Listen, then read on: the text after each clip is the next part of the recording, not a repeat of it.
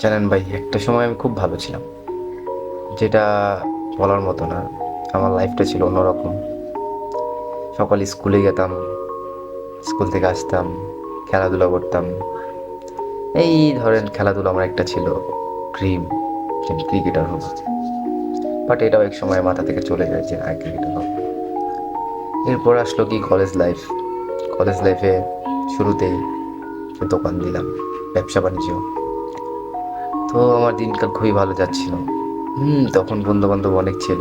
এইখানের বন্ধু, ওখানের বন্ধু, বাহিরের বন্ধু। তো একটা সময় আমি যে কোনো কারণে একটা হোঁচট খেয়ে ফেলি।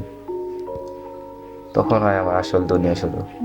তখন কি শুরু হয় আমি বলি। যেমন আমার আগের লাইফস্টাইলটা ছিল অন্যরকম, যে আমার বাবা মা আমাকে পালতো, এটা করতো এটা করতো।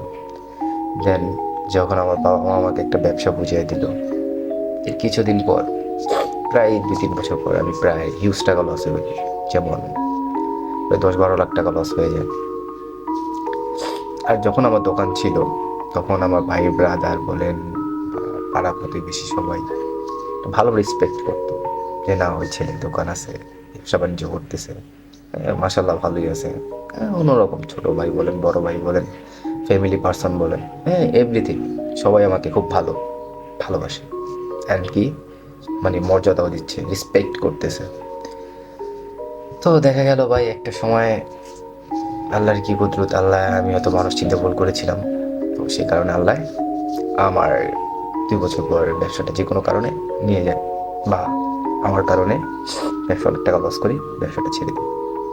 এরপর চেনা হয় আসল মানুষ। এর কিছুদিন পর শুরু হয়ে যায় যে বন্ধু বান্ধব ফোন করে না, পাশের ভাই ব্রাদার কেউ কল করে না, ছোট ভাই বলেন, বড় ভাই বলেন, ফ্যামিলি পার্সন কেউ